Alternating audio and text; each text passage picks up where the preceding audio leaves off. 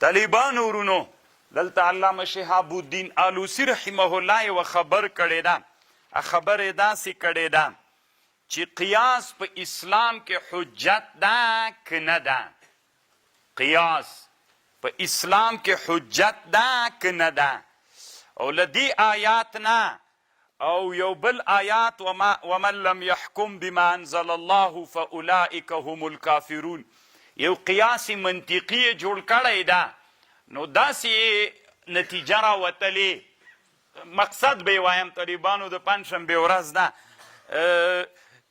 قیاس صغرا او کبرا یې جوړه کړې، نتیجه دا راوتلې ده چې څوک له قرآن نه بغیر په بل شي باندې فیصلې کوي، دا کفر ده. له دغه آیات نه تلک آیات الکتاب والذي انزل الیک من ربک، دا حق ده. کوم کتاب چې د رب له طرفه نازل سوی حق ده. ومن لم يحكم بما انزل الله، دا کافر ده. نو څوک چې په دې حق قرآن فیصله ونه کړي دا کافر ده. نو داسې نتیجه راوتلې. نو قیاس خو نشته ده که نه؟ قیاس باندې چې اوس مونږ فیصلې کوو دا کفر ده.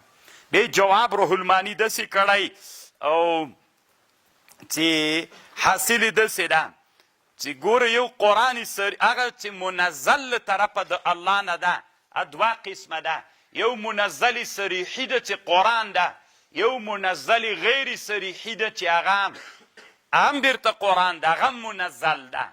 قرآن الله نازل کړی، قیاس څه ده؟ هغه هم الله نازل کړی ده، هغه هم منزل د الله ده، منزل غیر صریحي ده. نو چې غیر صریحي سو نو ما انزل الله سو، نو بیا یې هغه قیاس منطقي ور باطل کړی ده. نو قیاس حجت و دلیل ده.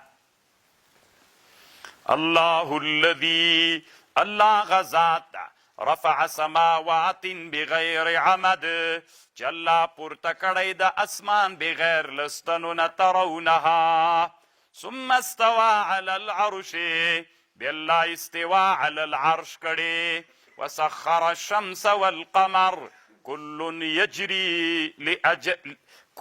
يجري لأجر مسمى يدبر الأمر، الله تدبیر د امر کوي، يفصل الآیات، الله بیانوي آیتونه، لعلکم د دې دپاره بلقاء ربکم توقنون، چې په لقاء د رب باندې یقین وکئ.